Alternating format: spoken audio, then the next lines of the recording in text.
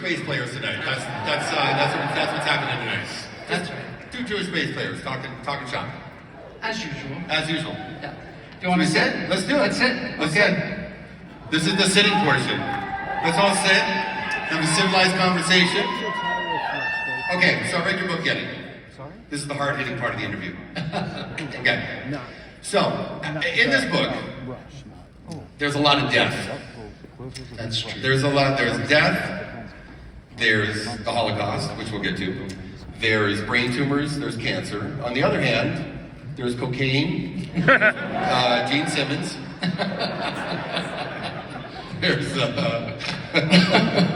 there's Alex being drunk about every 3 pages. So we'll get to all of that. Where would you like to start? Or I guess I'll start, because I'm supposed to be good. You're the host, man. Okay, so do this. Cause I love the book, and it was, as a Rush fan, it was amazing. It was so comprehensive. It filled in a lot of gaps of the knowledge that I knew about the band, but growing up in the 80s and 90s before the internet, we just got bits and bops here. We didn't know anything. We just get where we were, very little information. So it's like a lot of cool stuff about your whole career. So I'm gonna start with like the interviewer's simplest question, which is, why did you write this book? Why did I write this book?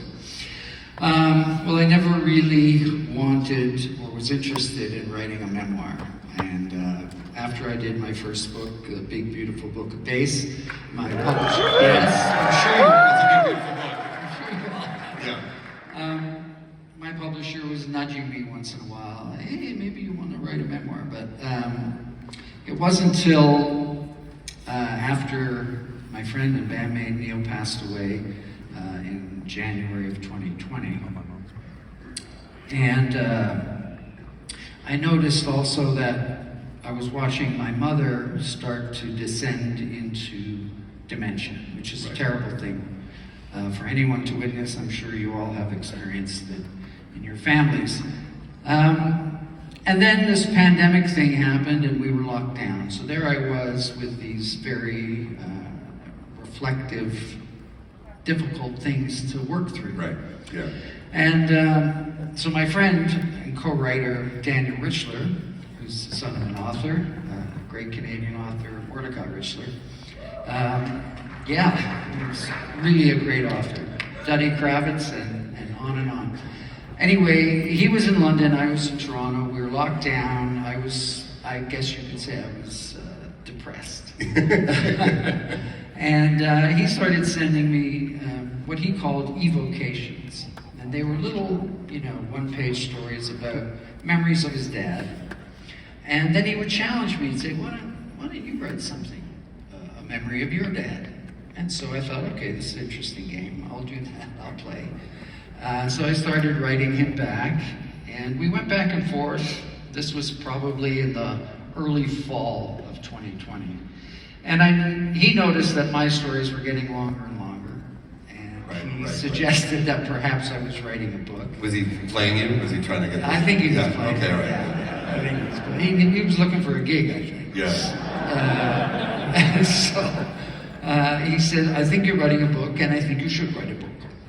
I said, okay, maybe this will be good for me. Maybe it will be cathartic. And indeed, it was cathartic. And I threw myself into it, and I sat on my sofa for the next year and a half, writing nonstop until I had 1,200 effing pages of a book, which is more pages than anyone. That's more pages than I read in like 5 years. Anyway, I knew they would cut a lot of it out, which they did, right. And so that's how I came to write it. It has a feeling of like, I don't know, I just read it, so I'm speaking like I read it. If you're along with this, if not, you're gonna read it. So you say at the end of the book that it feels like a big weight was lifted off by having put all this down. Yeah, well, I was dealing with a lot of issues. First of all, I mean, writing about the 70s with Alex and Neil, that's not work. That's quite fun. That's just fun. You right. know, all those stories, those road stories I tell about being an opening act and traveling in the station wagon with these two guys and smoking so much pot that you don't realize you've gone 3 hours in the wrong direction. Yeah. That's a good story. That's a good book. Yeah. Howard was our road manager. Is St. Louis on the way to Cleveland or what? when you start in Chicago. It's not on the way to Cleveland. So, you know, there are a lot of stories like that were fun to remember. Because you look at that early part of your life through rose-colored glasses, you don't